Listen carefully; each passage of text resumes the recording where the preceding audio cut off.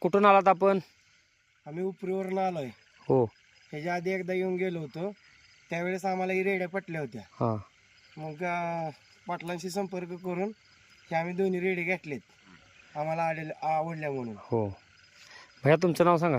माझं नाव योगेश खाडे. आपण पाटलांच्या रेड्या बघितल्यावर आपल्याला ही गारशी वाट पटली, त्यामुळं आपण खरेदी करायसाठी आलो मार्डीमध्ये. येताना उशीर झाला, त्यामुळं 9:40 झालेली.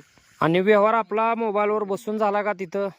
हा मोबाईल नो गॅरंटी म्हशी आपल्या कशा नो गॅरंटीने दिलीत का? तुम्हाला काय गॅरंटी दिली आम्ही म्हशींची?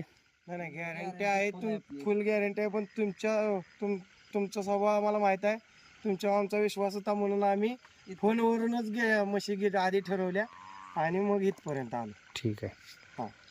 आणि मित्रांनो, उशीर झाला, घरचे कामं वगैरे करून उपरी कुठं आहे, पंढरपूर कुठं आहे, मार्डी कुठं आहे, रस्त्याचा रस्ता तुम्हाला प्रवास माहीत आहे.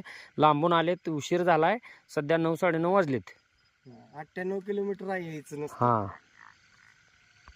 पैसे द्यायला लागलोय, मोजतोय आम्ही उगा येड्यावरून करून. हाय की भाकड आहे हाय की ती निब्बर मोठी म्हैस. निबर आहे मोठी, जरा खूप पुढी. भरपूर येताची असेल, मला काय माहित नाही. विशाल गोडशीला माहित आहे समजे ती स्टोरी. ती गारशी कोणीला दिली आमच्या बेलनी द्याय पाहिजे म्हणून गल्ली दाख्या. ती काय माहित नाही. माझ्याकडली म्हैस एक ह्याला एक चांगली लागली म्हणून नाटतो माझी म्हैस.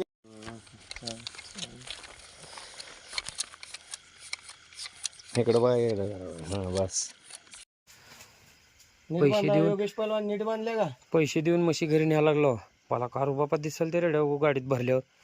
हा बाला नको वाटायला त्या. हे तसं म्हटलं हो बघा हो, काय रूपान दिसाल त्या मागणं एकदम निस्त्या वगैरे.